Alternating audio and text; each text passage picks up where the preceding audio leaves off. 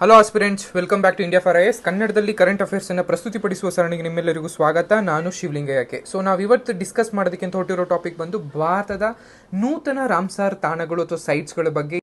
ಇತ್ತೀಚೆಗೆ ಆಗಸ್ಟ್ 14ರಂದು ಅಂದರೆ ಆಗಸ್ಟ್ 14, 2024ರಂದು ಪರಿಸರ, ಅರಣ್ಯ ಮತ್ತು ಹವಾಮಾನ ಬದಲಾವಣೆ ಸಚಿವಾಲಯವು ಭಾರತದಲ್ಲಿ 3 ಹೊಸ ರಾಮ್ಸಾರ್ ಸೈಟ್ಗಳನ್ನು ಘೋಷಣೆ ಮಾಡಿತ್ತು. ಸೊ ಆ ದೃಷ್ಟಿಯಿಂದಾಗಿ ರಾಮ್ಸಾರ್ ಸೈಟ್ಗಳು ಯೂಶಲಿ ಇತ್ತೀಚೆಗೆ ನಮಗೆ ಸುದ್ದಿನಲ್ಲಿದ್ದು. ಸೊ ಹಾಗಿದ್ರೆ ಈ ರಾಮ್ಸಾರ್ ಸೈಟ್ ಅಂದ್ರೆ ಏನು, ಯಾರು ಇದನ್ನ ರೆಕಗ್ನೈಸ್ ಮಾಡುವಂಥದ್ದು, ಅಥವಾ ನಮ್ಮ ಭಾರತದಲ್ಲಿ ಎಷ್ಟು ರಾಮ್ಸಾರ್ ಸೈಟ್ಗಳಿದೆ, ಸೊ ಇದರಿಂದ ಆಗುವಂಥ ಪ್ರಯೋಜನಗಳು ಏನೇನು, ಈ ರೀತಿಯಾದಂತಹ ಒಂದು ಮಾಹಿತಿಯನ್ನ ಈ ವಿಡಿಯೋದಲ್ಲಿ ನೋಡ್ತಾ ಹೋಗೋಣ. ಸೊ ಮೊದಲಿಗೆ ಇತ್ತೀಚೆಗೆ ಘೋಷಣೆಯಾದಂತಹ ರಾಮ್ಸಾರ್ ಸೈಟ್ಗಳು ಯಾವ್ಯಾವು ಅಂತ ನೋಡೋದಾದ್ರೆ, ಮೊದಲಿಗೆ ನಂಜರಾಜನ ಪಕ್ಷಿಧಾಮ ಅಥವಾ ಬರ್ಡ್ ಸ್ಯಾಂಚುರಿ ಅಂತ ತಮಿಳುನಾಡುದು, ಕಾಜುವೆಲಿ ಪಕ್ಷಿಧಾಮ ಅಥವಾ ಬರ್ಡ್ ಸ್ಯಾಂಚುರಿ ಅನ್ನುವಂಥ ಅದು ಕೂಡ ತಮಿಳುನಾಡಲ್ಲೇ ಇದೆ. ನೆಕ್ಸ್ಟ್ ತವಾ ಜಲಾಶಯ ಅಥವಾ ತವಾ ರಿಸರ್ವಾಯರ್ ಅಂತ ಅನ್ನುವಂಥದ್ದು MP ಅಂದ್ರೆ ಮಧ್ಯಪ್ರದೇಶನಲ್ಲಿರುವಂತಹ 3 ಈ ಪ್ರದೇಶಗಳನ್ನ ಅಥವಾ ತಾಣಗಳನ್ನ ರಾಮ್ಸಾರ್ ಸೈಟ್ ಅಂತ ಕೇಂದ್ರ ಸರ್ಕಾರ ಇತ್ತೀಚೆಗೆ ಘೋಷಣೆಯನ್ನ ಮಾಡಿದೆ. ಒಟ್ಟಾರೆ 85 ಅಂದ್ರೆ ಆಸ್ ಆಫ್ ನೌ 2024 ಅಂದ್ರೆ 2024 ಪ್ರಸ್ತುತ ಭಾರತದಲ್ಲಿ ಒಟ್ಟಾರೆಯಾಗಿ 85 ರಾಮ್ಸಾರ್ ತಾಣಗಳನ್ನ ಅಥವಾ ಸೈಟ್ಗಳನ್ನ ನಾವು ಕಾಣಬಹುದಾಗಿರುತ್ತೆ. ಸೊ ಈ ನಿಮಗೆ ಒಂದು ಲಿಸ್ಟ್ ಅನ್ನು ಕೂಡ ನಾವು ನೋಡ್ತಾ ಬರ್ಬೋದು, ಯಾವ್ಯಾವ ರಾಮ್ಸಾರ್ ಸೈಟ್ ಇಡೀ ಭಾರತದಾದ್ಯಂತ ಇದೆ ಅಂತ ನಿಮಗೆ ಮ್ಯಾಪ್ ನಲ್ಲಿ ನಿಮಗೆ ಗೊತ್ತಾ ಬರುತ್ತೆ. ಸೊ ಅಥವಾ ಗೂಗಲ್ ನಲ್ಲಿ ಅಥವಾ ಲೈಕ್ ಅದರ್ ಬುಕ್ಸ್ ನಲ್ಲಿ ನೀವು ಲೈಕ್ ಸರ್ಚ್ ಮಾಡ್ತಾ ಬಂದಾಗ ಅಥವಾ ಹುಡುಕ್ತಾ ಬಂದಾಗ ಭಾರತದ ಒಟ್ಟಾರೆ ಎಷ್ಟು ರಾಮ್ಸಾರ್ ಸೈಟ್ಗಳಿದೆ 85 ಇದೆ, ಅದರಲ್ಲಿ ಯಾವ್ದಾದ್ರು ಏನೇನು ಅಂತ ನಿಮಗೆ ಒಂದು ಮಾಹಿತಿ ಬರ್ತಾ ಹೋಗುತ್ತೆ. ಅದ್ರ ಜೊತೆಗೆ ಕರ್ನಾಟಕದಲ್ಲಿ ಎಲ್ಲೆಲ್ಲಿ ರಾಮ್ಸಾರ್ ಸೈಟ್ಗಳಿದೆ ಎಷ್ಟಿದೆ. ಮೊದಲಿಗೆ ನಮಗೆ ಕೇವಲ ಒಂದೇ ಒಂದಿತ್ತು, ರಂಗನಾಥಿಟ್ಟು ಬರ್ಡ್ ಲೈಫ್ ಸ್ಯಾಂಚುರಿ ಮೊದಲೇ ಒಂದೇ ಒಂದಿತ್ತು. ಬಟ್ ಈಗ ಅದನ್ನ ಇದು ಮಾಡಿ ನಾವು ಯೂಶಲಿ ಇನ್ನೂ 4 ನಮ್ಗೆ ಎಕ್ಸ್ಟ್ರಾ ಬಂದಿದೆ. ಸೊ ಅವು ಯಾವ್ಯಾವು ಅಂತ ನೋಡೋದಾದ್ರೆ, ಮಾಗಡಿ ಕೆರೆ ಕನ್ಸರ್ವೇಷನ್ ರಿಸರ್ವ್ ಆಗಿರ್ಬೋದು, ಅದ್ರ ಜೊತೆಗೆ ಅಂಕಸಮುದ್ರ ಬರ್ಡ್ ಸ್ಯಾಂಚುರಿ ಅಥವಾ ಬರ್ಡ್ ಕನ್ಸರ್ವೇಷನ್ ರಿಸರ್ವ್ ಆಗಿರ್ಬೋದು, ಅದ್ರ ಜೊತೆಗೆ ಅಘನಾಶಿನಿ ಎಸ್ಚುರಿ ಆಗಿರ್ಬೋದು, ಅದನ್ನ ಬಿಟ್ಟರೆ ರಂಗನಾಥಿಟ್ಟು. ಈ 4 ಬರ್ಡ್ ಸ್ಯಾಂಚುರಿಗಳು ಅಥವಾ ಏನು ರಾಮ್ಸಾರ್ ಸೈಟ್ಗಳು ಕರ್ನಾಟಕದಲ್ಲಿ ನಾವು ಕಾಣಬಹುದಾಗಿರುತ್ತೆ. ಒಟ್ಟಾರೆ ಭಾರತದಲ್ಲಿರುವಂತಹ 85 ರಾಮ್ಸಾರ್ ಸೈಟ್ಗಳಲ್ಲಿ 4 ಕರ್ನಾಟಕದಲ್ಲಿ ಇರುವಂತಹ ರಾಮ್ಸಾರ್ ತಾಣಗಳಾಗಿದೆ. ಜೊತೆಗೆ ಈ ರಾಮ್ಸಾರ್ ಸಮಾವೇಶ ಅಂದ್ರೆ ಏನು ಅಂತ ನೋಡೋದಾದ್ರೆ, ಲೈಕ್ ಮೋಸ್ಟ್ ಪ್ರಾಬಬ್ಲಿ ಯೂಶಲಿ ಇದೊಂದು ಬಂದು ಜೌಗು ಭೂಮಿಗಳ ಅಂದ್ರೆ ಏನು ವೆಟ್ಲ್ಯಾಂಡ್ಸ್ ಅಂತ ಏನ್ ಕರಿತೀವಿ, ಈ ಜೌಗು ಭೂಮಿಗಳ ಒಂದು ಸಂರಕ್ಷಣಾ ಮತ್ತು ಸುಸ್ಥಿರ ಬೆಳಕಿಗೆ ಇರುವಂತಹ ಒಂದು ಅಂತಾರಾಷ್ಟ್ರೀಯ ಒಪ್ಪಂದವಾಗಿರುತ್ತೆ. ಅಂದ್ರೆ ಇದನ್ನ ಇಂಟರ್ನ್ಯಾಷನಲ್ ಒಂದು ಒಪ್ಪಂದ ಅಂತ ಕರಿತೀವಿ. ಇದನ್ನ 1971ರಲ್ಲಿ ಇರಾನ್ನ ರಾಮ್ಸಾರ್ ಜಾಗದಲ್ಲಿ ಅಥವಾ ರಾಮ್ಸಾರ್ ಅನ್ನುವಂತಹ ಒಂದು ಪ್ರದೇಶದಲ್ಲಿ ಎಲ್ಲಾ ದೇಶಗಳು ಅಂದ್ರೆ ಒಟ್ಟಾರೆ ಒಂದು ಪ್ರಮುಖ ರಾಷ್ಟ್ರಗಳು ಸೇರಿ ಸಹಿ ಹಾಕಲಾಯಿತು. ಸೊ ಅದರಿಂದಾಗಿ ಆ ಒಪ್ಪಂದಕ್ಕೆ ರಾಮ್ಸಾರ್ ಒಪ್ಪಂದ, ರಾಮ್ಸಾರ್ ಟ್ರೀಟಿ ಅಥವಾ ರಾಮ್ಸಾರ್ ಅಂತ ನಾವು ಕರಿತಾ ಬಂದಿದ್ವಿ. ಅದರಿಂದಾಗಿ ಆ ಹೆಸರು ಹಾಗೆ ಉಳ್ಕೊಂಡಿದ್ದೀವಿ. ಈ ಒಪ್ಪಂದಕ್ಕೆ ಭಾರತ ಲೈಕ್ 1971ರಲ್ಲಿ ಸಹಿ ಹಾಕ್ತಾ ಅನ್ನೋ ಖಂಡಿತ ಇಲ್ಲ. ಭಾರತ ಸಹಿ ಹಾಕಿದ್ದು 1982ರಲ್ಲಿ ರಾಮ್ಸಾರ್ ಟ್ರೀಟಿಗೆ ಭಾರತ ಸಹಿಯನ್ನು ಹಾಕುವ ಮೂಲಕ ಈ ರಾಮ್ಸಾರ್ ಸಂಘಟನೆ ಅಥವಾ ರಾಮ್ಸಾರ್ ಟ್ರೀಟಿಯ ಒಂದು ಸದಸ್ಯ ರಾಷ್ಟ್ರವಾಗಿ ರೂಪುಗೊಂಡಿತ್ತು. ಸೊ ಇದರ ಐತಿಹಾಸಿಕ ಒಂದು ಬೆಳವಣಿಗೆ ನೋಡೋದಾದ್ರೆ, 1982ರಿಂದ 2003ರ ಈ ಆಸುಪಾಸು ಈ ನಡುವೆ ಏನಿದೆ, ಇದರಲ್ಲಿ ಕೇವಲ 26 ರಾಮ್ಸಾರ್ ಸೈಟ್ಗಳನ್ನ ಕೇಂದ್ರ ಸರ್ಕಾರ ಘೋಷಣೆಯನ್ನ ಮಾಡಿತು ಅಥವಾ ರಾಮ್ಸಾರ್ ಪಟ್ಟಿ ಈ ಸೈಟ್ಸ್ಗಳನ್ನ ಪಟ್ಟಿಯನ್ನ ಅಥವಾ ಲಿಸ್ಟ್ ಅನ್ನ ಮಾಡ್ತಾ ಬರುತ್ತೆ.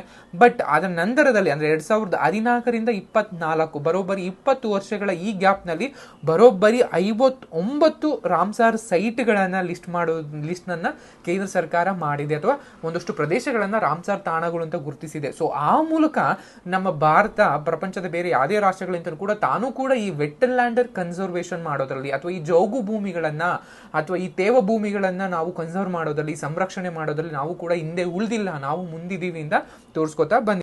ನೆಕ್ಸ್ಟ್ ಈ ರಾಮ್ಸಾರ್ ತಾಣಗಳ ಅಥವಾ ಸೈಟ್ಸ್ಗಳ ವಿತರಣೆಯನ್ನು ನೋಡೋದಾದ್ರೆ, ಭಾರತದಲ್ಲಿ ನಿಮಗೆಲ್ಲ ಮೊದಲೇ ಹೇಳಿದಾಗೆ ಭಾರತದ ಒಟ್ಟಾರೆ 85 ರಾಮ್ಸಾರ್ ಸೈಟ್ಗಳಿದೆ. ಅದರಲ್ಲಿ ಬರೋಬ್ಬರಿ 18 ರಾಮ್ಸಾರ್ ಸೈಟ್ಗಳು ತಮಿಳುನಾಡು ಒಂದರಲ್ಲೇ ಕಂಡು ಬರುತ್ತೆ. ಅಂದ್ರೆ ಇಡೀ ಭಾರತದಲ್ಲಿ ಹೈಯೆಸ್ಟ್ ರಾಮ್ಸಾರ್ ಸೈಟ್ ಅನ್ನು ಹೊಂದಿರುವ ರಾಜ್ಯ ಯಾವುದು ಅಂತ ಕಾಣೋದಾದ್ರೆ ಅದು ತಮಿಳುನಾಡು. ರೀಸೆಂಟ್ ಆಗಿ ನಿಮ್ಗೆ ಹೇಳಿದಾಗೆ ಕಾಜುವಲಿ ಆಗಿರ್ಬೋದು ಅಥವಾ ನಂಗರಾಜನ್ ಬರ್ಡ್ ಸ್ಯಾಂಚುರಿಗಳು ಇವೆರಡೂ ಕೂಡ ತಮಿಳುನಾಡಿಂದ ಬಂದಿದ್ದು.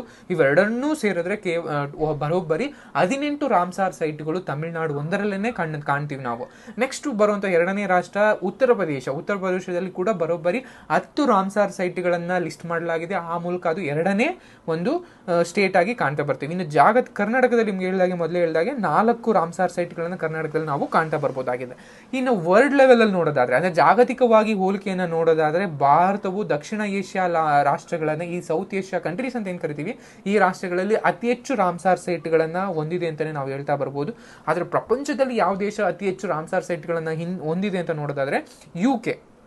ಅಥವಾ ಇಂಗ್ಲೆಂಡ್ ಅಥವಾ ಯುನೈಟೆಡ್ ಕಿಂಗ್ಡಮ್ ಅಂತ ಏನ್ ಕರಿತೀವಿ, ಬರೋಬ್ಬರಿ 175 ರಾಮ್ಸಾರ್ ಸೈಟ್ಗಳನ್ನ UK ಅಥವಾ ಇಂಗ್ಲೆಂಡ್ ದೇಶ ಹೊಂದಿದೆ. ಆ ಮೂಲಕ ಪ್ರಪಂಚದಲ್ಲಿ ಅತಿ ಹೆಚ್ಚು ರಾಮ್ಸಾರ್ ಸೈಟ್ಗಳನ್ನ ಹೊಂದಿರುವ ದೇಶ ಯಾವುದು ಅಂತ ಕರೆಯೋದಾದ್ರೆ ಅದು UK, ಯುನೈಟೆಡ್ ಕಿಂಗ್ಡಮ್ ಅಂತ ಕರೆಯುವಂತ ದೇಶ. ಅದನ್ನ ನೆಕ್ಸ್ಟ್ ಅಲ್ಲಿ ಅಂದ್ರೆ ಎರಡನೇ ಸ್ಥಾನದಲ್ಲಿ ಮೆಕ್ಸಿಕೋ, ಅಂದ್ರೆ ಬರೋಬ್ಬರಿ 142 ರಾಮ್ಸಾರ್ ಸೈಟ್ಗಳನ್ನ ಮೆಕ್ಸಿಕೋ ಕೂಡ ಹೊಂದಿದೆ. ಆ ಮೂಲಕ ಅದು ಪ್ರಪಂಚದ ಎರಡನೇ ಅತಿ ಹೆಚ್ಚು ರಾಮ್ಸಾರ್ ಸೈಟ್ಗಳನ್ನು ಹೊಂದಿರುವ ರಾಷ್ಟ್ರವಾಗಿದೆ. ನೆಕ್ಸ್ಟ್ ಬೊಲಿವಿಯಾ, ಅಂದ್ರೆ ವಿಸ್ತೀರ್ಣದಲ್ಲಿ ಅಂದ್ರೆ ಲೈಕ್ ಅಂದ್ರೆ ಅಳತೆ ವೈಸ್ ಅಂದ್ರೆ ವಿಸ್ತೀರ್ಣದಲ್ಲಿ ಅತಿ ದೊಡ್ಡ ಪ್ರದೇಶವನ್ನ ಹೊಂದಿದೆ. ಬರೋಬ್ಬರಿ 148,000 ಚದರ ಕಿಲೋಮೀಟರ್ ಅಷ್ಟು ಒಂದು ಈ ಏನು ರಾಮ್ಸಾರ್ ಸೈಟ್ ಪ್ರದೇಶವನ್ನ ವಿಸ್ತೀರ್ಣವನ್ನ ಹೊಂದಿದೆ. ಆ ಮೂಲಕ ಈ ಪ್ರದೇಶ ಅತಿ ಹೆಚ್ಚು ದೊಡ್ಡ ಪ್ರದೇಶವನ್ನು ಹೊಂದಿರುವಂತಹ ಕೂಡ ಕರಿತೀವಿ. ಈ ಭಾರತದಲ್ಲಿ ಒಂದು ವೆಟ್ಲ್ಯಾಂಡ್ಸ್ ಅಥವಾ ಜೋಗು ಪ್ರದೇಶಗಳನ್ನ ನೋಡೋದಾದ್ರೆ ಯೂಶಲಿ ಈ ವೆಟ್ಲ್ಯಾಂಡ್ಸ್ ಅಥವಾ ಜೋಗು ಪ್ರದೇಶಗಳ ವ್ಯಾಖ್ಯಾನವನ್ನ ಅಥವಾ ಡೆಫಿನೇಷನ್ ಅನ್ನ ಭಾರತದ ಈ ಎನ್ವೈರನ್ಮೆಂಟ್ ಮಿನಿಸ್ಟ್ರಿ ಹೊರಗಡೆ ತಂದಿದೆ. ಅದನ್ನ ನೋಡೋದಾದ್ರೆ ಯೂಶಲಿ ಈ ಜೋಗು ಭೂಮಿಗಳು ಏನಂತ ಕರಿತೀವಿ, ಅದು ತೇವ ಭೂಮಿಗಳು ಅಂತ ಏನ್ ಕರಿತೀವಿ, ಇದು ನೈಸರ್ಗಿಕವಾಗಿರ್ಬೋದು ಅಥವಾ ಕೃತಕವಾಗಿರ್ಬೋದು. ಅದ್ರ ಜೊತೆಗೆ ಶಾಶ್ವತವಾಗಿರ್ಬೋದು ಅಥವಾ ತಾತ್ಕಾಲಿಕವಾಗಿರ್ಬೋದು, ತಾಜಾ ಆಗಿರ್ಬೋದು ಅಂದ್ರೆ ಸಿಹಿ ನೀರಿನ ಆಗಿರ್ಬೋದು ಅಥವಾ ಉಪ್ಪಿ ನೀರಿನಿಂದ ಕೂಡಿರ್ಬೋದು, ಸ್ಥಿರವಾಗಿರ್ಬೋದು ಅಥವಾ ಹರಿಯುವ ನೀರಿನಿಂದ ಕೂಡಿರ್ಬೋದು. ಈ ಕೂಡಿರುವ ಒಂದು ಜವುಗು, ಫೆನ್, ಪಿಟ್ಲ್ಯಾಂಡ್ ಅಥವಾ ನೀರಿನ ಪ್ರದೇಶಗಳನ್ನ ಇರುವಂತಹ ಪ್ರದೇಶಗಳನ್ನ ಜೌಗು ಭೂಮಿಗಳು, ವೆಟ್ಲ್ಯಾಂಡ್ಸ್ ಅಂತಹ ಕರೀತದೆ. ಸೊ ನಿಮ್ಗೆ ಇಲ್ಲಿ ಕೇಳಿಸ್ಕೋಬೇಕಾಗಿರೋದು ಅದು ನ್ಯಾಚುರಲ್ ಆಗಿರ್ಬೋದು ಅಥವಾ ಮ್ಯಾನ್ ಮೇಡ್ ಆಗಿರ್ಬೋದು, ಶಾಶ್ವತವಾಗಿರ್ಬೋದು, ತಾತ್ಕಾಲಿಕವಾಗಿರ್ಬೋದು, ಸಿಹಿ ನೀರಿನಿಂದ ಕೂಡಿರುವಂತಹ ಪ್ರದೇಶವಾಗಿರ್ಬೋದು ಅಥವಾ ಉಪ್ಪು ನೀರಿನಿಂದ ಕೂಡಿರುವ ಪ್ರದೇಶ ಕೂಡ ಆಗಿರ್ಬೋದು, ಅಥವಾ ನಿಂತ ನೀರಿನ ಪ್ರದೇಶ ಕೂಡ ಆಗಿರ್ಬೋದು, ಅಥವಾ ಹರಿಯ ನೀರಿನ ಪ್ರದೇಶಗಳು ಆಗಿರ್ಬೋದು. ಈ ಒಂದು ಅಂಶಗಳನ್ನು ಹೊಂದಿರುವಂತಹ ಜೌಗು ಪ್ರದೇಶ, ಫಿನ್ಲ್ಯಾಂಡ್ ಆಗಿರ್ಬೋದು, ಫೀಟ್ಲ್ಯಾಂಡ್ಗಳಾಗಿರ್ಬೋದು ಅಥವಾ ನೀರಿನ ಒಂದು ಪ್ರದೇಶವನ್ನ ವೆಟ್ಲ್ಯಾಂಡ್ಸ್ ಅಂತ ಕರಿತೀವಿ. ಸೊ ಇದು ನಿಮ್ಗೆ ನೆಕ್ಸ್ಟ್ ಬರುವಂಥದ್ದು ಹಾಗಿದ್ರೆ ನದಿಗಳಾಗಿರ್ಬೋದು, ಕಾಲುವೆಗಳಾಗಿರ್ಬೋದು ಅಥವಾ ಭತ್ತದ ಗದ್ದೆಗಳಾಗಿರ್ಬೋದು, ಕುಡಿಯೋ ನೀರಿನ ಅಥವಾ ಜಲಚರಗಳ ಒಂದು ಉದ್ದೇಶಕ್ಕಾಗಿ ನಿಲ್ಲಿಸಿರುವಂತಹ ತೊಟ್ಟಿಗಳಾಗಿರ್ಬೋದು, ಇವನ್ನೆಲ್ಲವೂ ಕೂಡ ನಾವು ವೆಟ್ಲ್ಯಾಂಡ್ಸ್ ಅಂತ ಕರಿಬಹುದಾ? ಇಲ್ಲ. ಆ ಡೆಫಿನೇಷನ್ ಇಂದ ಇದನ್ನ ಹೊರಗಡೆ ಇಟ್ಟಿದೆ. ಅಂದ್ರೆ ಇದನ್ನ ನಾವು ಒಂದು ಲೈಕ್ ನೇಚರ್ ಅನ್ನ ಕನ್ಸರ್ವ್ ಮಾಡೋದಿಕ್ಕೆ ಅಥವಾ ಪರಿಸರವನ್ನ ಸಂರಕ್ಷಣೆ ಮಾಡೋದಕ್ಕೋಸ್ಕರ ಯಾವುದನ್ನು ಇದು ಮಾಡ್ತಾ ಇಲ್ಲ. ಯಾವನ್ನ ಭತ್ತದ ಗದ್ದೆಗಳಾಗಿರ್ಬೋದು, ಕಾಲುವೆಗಳಾಗಿರ್ಬೋದು, ನೀರಾವರಿ ಆಗಿರ್ಬೋದು, ಕುಡಿಯೋ ನೀರಿನ ಅಥವಾ ಜಲಚರಗಳ ಸಾಕಣೆಗಾಗಿ ನಿರ್ಮಿಸಿರುವಂತಹ ಹೊಂಡಗಳಾಗಿರ್ಬೋದು, ಇವೆಲ್ಲವೂ ಕೂಡ ನಾವು ಒಂದು ಉತ್ಪಾದಕತೆ ಅಥವಾ ಲೈಕ್ ಒಂದು ಪ್ರಾಫಿಟ್ ಅಥವಾ ಅದರಿಂದ ಉಪಯೋಗಗಳಿಗೋಸ್ಕರ ಒಂದು ರೀತಿಯಾದಂತಹ ಒಂದು ಅದನ್ನ ನಿರ್ಮಾಣ ಮಾಡಿರ್ತೀವಿ. ಸೊ ಅದರಿಂದಾಗಿ ಇವನ್ನ ನಾವು ವೆಟ್ಲ್ಯಾಂಡ್ಸ್ ಅಂತ ಕನ್ಸಿಡರ್ ಮಾಡೋದಿಕ್ಕಾಗಲ್ಲ. ಅದ್ರ ಜೊತೆಗೆ ಈ ವೆಟ್ಲ್ಯಾಂಡ್ ಇನ್ವೆಂಟರಿ ಅಂತ ಕರಿತೀವಿ. ಅಂದ್ರೆ ಇಸ್ರೋದ ರಾಷ್ಟ್ರೀಯ ವೆಟ್ಲ್ಯಾಂಡ್ ಇನ್ವೆಂಟರಿ ಅಂಡ್ ಅಸೆಸ್ಮೆಂಟ್ ಅಂದಾಜಿನ ಪ್ರಕಾರ ಭಾರತದ ಜೋಗು ಪ್ರದೇಶಗಳು ಬರೋಬ್ಬರಿ 1,52,600 ಚದರ ಕಿಲೋಮೀಟರ್ಗಳಷ್ಟು ಪ್ರದೇಶ ವಿಸ್ತೀರ್ಣವನ್ನ ಭಾರತ ಹೊಂದಿದೆ ಅಂತಾನೆ ಹೇಳ್ತಾ ಬಂದೆ. ಅಂದ್ರೆ ಇದು ಒಟ್ಟಾರೆ ಭೌಗೋಳಿಕ ಪ್ರದೇಶದ 4.6.3% ಅಷ್ಟು ನಾವು ನಮ್ಮ ಒಟ್ಟಾರೆ ಪ್ರದೇಶದಲ್ಲಿ ಇಷ್ಟು ಪ್ರದೇಶ ಅಥವಾ ಇಷ್ಟು ಪ್ರಮಾಣ ಪ್ರದೇಶ ನಾವು ಒಂದು ಜೋಗು ಭೂಮಿ ಅಂತಾನೆ ಕರಿತಾ ಬಂದಿದ್ದೀವಿ. ಸೊ ಈ ಪ್ರದೇಶಗಳಲ್ಲಿ ಅದರ ವಿಧಗಳು ಮತ್ತು ವಿತರಣೆಯನ್ನು ನೋಡೋದಾದ್ರೆ ಯೂಶಲಿ ಭಾರತದಲ್ಲಿ ಬರೋಬ್ಬರಿ 19 ವಿಧದ ಒಂದು ಜೋಗು ಪ್ರದೇಶಗಳನ್ನ ಮಾಡ್ತಾ ಬಂದಿದ್ದೀವಿ.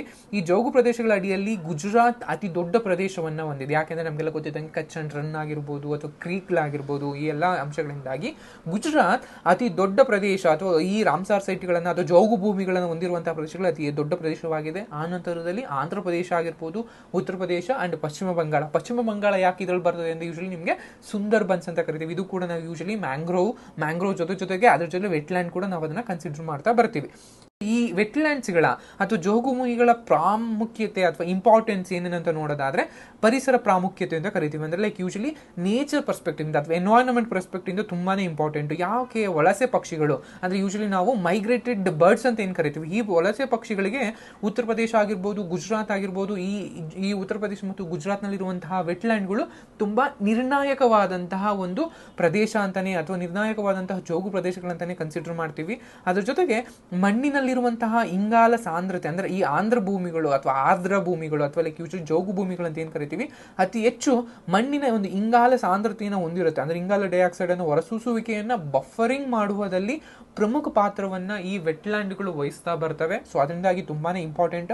ಇದ್ರ ಜೊತೆಗೆ ಪ್ರವಾಸೋದ್ಯಮ ಆಗಿರ್ಬೋದು ಅಥವಾ ಆ ಪ್ರದೇಶಗಳ ಒಂದು ಕನ್ಸರ್ವೇಟಿವ್ ಮಾಡೋದ್ರಿಂದಾಗಿ ಈ ಜೋಗು ಪ್ರದೇಶಗಳು ತುಂಬಾನೇ ಇಂಪಾರ್ಟೆಂಟ್. ಈ ರಾಮ್ಸಾರ್ ಅನ್ನುವಂತಹ ಒಂದು ಪದನಾಮ ಏನಿದೆ, ಟೈಟಲ್ ಏನಿದೆ, ಈ ಟೈಟಲ್ ಅನ್ನುವಂಥದ್ದು ಯೂಶಲಿ ಅದರ ಪ್ರವಾಸೋದ್ಯಮ ಉದ್ಯಮವನ್ನ ಅಥವಾ ಅಂತಾರಾಷ್ಟ್ರೀಯ ಗೋಚರತೆಯನ್ನು ನಾವು ಹೆಚ್ಚು ಕಾಣ್ತಾ ಬರ್ತೀವಿ. ಸೊ ಇದ್ರ ಜೊತೆಗೆ ಕೇಂದ್ರ ಮತ್ತು ರಾಜ್ಯ ಸರ್ಕಾರಗಳೆರಡೂ ಕೂಡ ಮಾನವನಿಂದ ಒಂದು ಅತಿಕ್ರಮಣ, ಮಾನವ ಬೆಳೀತಾ ಬೆಳೀತಾ ಯೂಶಲಿ ಅವನ ಎಕಾನಮಿ ಬೆಳೀತಾ ಬೆಳೀತಾ ಎಲ್ಲಾ ಪ್ರದೇಶಗಳನ್ನು, ಎಲ್ಲಾ ನೇಚರನ್ನ, ಎಲ್ಲಾ ನಿಸರ್ಗವನ್ನು ಕೂಡ ತನ್ನ ಒಂದು ಕೆಟ್ಟ ದೃಷ್ಟಿಗೆ ಅದನ್ನ ಬಳಸ್ತಾ ಬರ್ತಾನೆ. ಅಂದ್ರೆ ಅದನ್ನ ಕಬಳಿಸುವಂಥದ್ದು, ಅದನ್ನ ನಾಶ ಮಾಡುವಂಥದ್ದು, ಅಥವಾ ಅದರಿಂದ ತಾನು ಪ್ರಾಫಿಟ್ ಅನ್ನು ಪಡೆಯುವಂತ ಇದು ಮಾಡ್ತಾ ಬರ್ತಾನೆ. ಸೊ ಈ ಅತಿಕ್ರಮಣದಿಂದ ಅಥವಾ ಈ ದುರಾಸೆಗಳಿಂದ ಅದನ್ನ ಕಾಪಾಡೋದಕ್ಕೋಸ್ಕರ ಈ ತೇವ ಭೂಮಿಗಳ ಒಂದು ಅಥವಾ ಈ ಜೌಗು ಭೂಮಿಗಳ ಒಂದು ರಕ್ಷಣೆಯನ್ನ ಈ ಕೇಂದ್ರ ಮತ್ತು ರಾಜ್ಯ ಸರ್ಕಾರಗಳೆರಡೂ ಕೂಡ ಹೊಂದಿದೆ ಅಂತ ನಾವು. ನೆಕ್ಸ್ಟ್ ರಾಮ್ಸರ್ ಸೈಟ್ಗಳ ಈ ಒಂದು ಮಾನದಂಡಗಳು ಏನೇನು ಅಥವಾ ಹೇಗೆ ಅದನ್ನು ಐಡೆಂಟಿಫೈ ಮಾಡ್ತಾರೆ ಅಂದ್ರೆ, ಯೂಶಲಿ ರಾಮ್ಸರ್ ಕನ್ವೆನ್ಷನ್ ವ್ಯಾಖ್ಯಾನಿಸಿದ ಒಟ್ಟಾರೆ 9 ಮಾನದಂಡಗಳಲ್ಲಿ, ಅಂದ್ರೆ ಏನ್ ನಾವು ಗೋಲ್ ಇದನ್ನ ಕರಿತೀವಿ ಅಥವಾ ಪ್ಯಾರಾಮೀಟರ್ಸ್ ಅಂತ ಏನ್ ಕರಿತೀವಿ, ಈ ಪ್ಯಾರಾಮೀಟರ್ಸ್ಗಳಲ್ಲಿ ಒಟ್ಟಾರೆ ಕನಿಷ್ಠ ಒಂದನ್ನ ಆ ಪ್ರದೇಶ ಅದನ್ನ ಪೂರೈಕೆ ಮಾಡಿದ್ರೆ ಆ ಪ್ರದೇಶವನ್ನು ನಾವು ಜೋಗು ಭೂಮಿ ಅಥವಾ ರಾಮ್ಸರ್ ವೆಟ್ಲ್ಯಾಂಡ್ ಅಂತ ನಾವು ಕನ್ಸಿಡರೇಷನ್ ಮಾಡಬಹುದಾಗುತ್ತೆ. ಅದರಲ್ಲಿ ಪ್ರಮುಖವಾದಂತಹ ಮಾನದಂಡಗಳು ಯಾವ್ಯಾವು ಅಂತ ನೋಡಿದ್ರೆ, ಅದರಲ್ಲಿ ಪ್ರಮುಖವಾಗಿ 3 ಮಾನದಂಡಗಳನ್ನ ನಾವು ನೋಡಬಹುದಾಗಿರುತ್ತೆ. ವಲ್ನರಬಲ್ ಅಂತ ಕರಿತೀವಿ, ಅದು ದುರ್ಬಲ ಆಗಿರ್ಬೋದು, ಅಥವಾ ಅಳುವಿನಂಚಿನಲ್ಲಿರುವ ಅಥವಾ ತೀವ್ರವಾಗಿ ಕ್ರಿಟಿಕಲಿ ಎಂಡೇಂಜರ್ ಆಗಿರುವಂತಹ ಪ್ರಭೇದಗಳನ್ನ ಈ ಪ್ರದೇಶದ ನಾವೇನಾದ್ರೂ ಕಂಡು ಬಂದ್ರೆ, ಸೊ ಅಂತ ಪ್ರದೇಶಗಳನ್ನ ನಾವು ಆರಾಮ್ಸೆಯಾಗಿ ವೆಟ್ಲ್ಯಾಂಡ್ಸ್ ಅಂತ ಅಂದ್ರೆ ಅದನ್ನ ಘೋಷಣೆಯನ್ನ ಮಾಡಬಹುದಾಗಿರುತ್ತೆ. ಅದ್ರ ಜೊತೆಗೆ ನಿಯಮಿತವಾಗಿ 20,000ಕ್ಕೂ ಅಥವಾ ಅದಕ್ಕೂ ಹೆಚ್ಚಿನ ಒಂದು ಜಲಪಕ್ಷಿಗಳನ್ನ ಬೆಂಬಲ ಮಾಡ್ತಾ ಇದ್ರೆ, ಅಥವಾ ಆ ಪ್ರದೇಶಗಳಲ್ಲಿ ಅಷ್ಟು 20,000ಕ್ಕೂ ಹೆಚ್ಚು ಒಂದು ವಲಸೆ ಪಕ್ಷಿಗಳು ಅಥವಾ ಏನ್ ಈ ಜಲಪಕ್ಷಿಗಳು ಕಂಡು ಬಂದ್ರೆ ಅಂತ ಪ್ರದೇಶಗಳನ್ನು ಕೂಡ ನಾವು ವೆಟ್ಲ್ಯಾಂಡ್ ಅಂತ ರೆಕಗ್ನೈಸ್ ಅಥವಾ ಘೋಷಣೆಯನ್ನ ಮಾಡಬಹುದಾಗಿರುತ್ತೆ. ಅದ್ರ ಜೊತೆಗೆ ಮೀನುಗಳಿಗೆ ಯಥೇಚ್ಛ ಪ್ರಮಾಣದಲ್ಲಿ ಆಹಾರ ಆಗಿರ್ಬೋದು, ಮೊಟ್ಟೆ ಇಡೋದಕ್ಕೆ ಒಂದು ಸ್ಥಳವಾಗಿರ್ಬೋದು, ಅಥವಾ ಮೀನಿನ ಸ್ಟಾಕ್ಗಳಿಗೆ ಅಥವಾ ವಲಸೆ ಮಾರ್ಗಗಳಿಗೆ ಪ್ರಮುಖವಾದಂತಹ ಒಂದು ಮೂಲಗಳಾಗಿರುವಂತಹ ಪ್ರದೇಶಗಳನ್ನು ಕೂಡ ನಾವು ರಾಮ್ಸಾರ್ ಸೈಟ್ ಅಂತ ನಾವು ಘೋಷಣೆಯನ್ನ ಮಾಡಬಹುದಾಗಿರುತ್ತೆ. ರಾಮ್ಸಾರ್ ಸೈಟ್ಸ್ ಅಥವಾ ರಾಮ್ಸಾರ್ ತಾಣಗಳ ಬಗ್ಗೆ ಒಂದು ಮಾಹಿತಿ, ಈ ಮಾಹಿತಿ ನಿಮ್ಗೆ ಇಷ್ಟ ಆಗಿದೆ ಅಂತ ಭಾವಿಸಿ ಈ ವಿಡಿಯೋನ ಇಲ್ಲಿಗೆ ಎಂಡ್ ಮಾಡ್ತಾ ಇದ್ದೀನಿ. Thank you.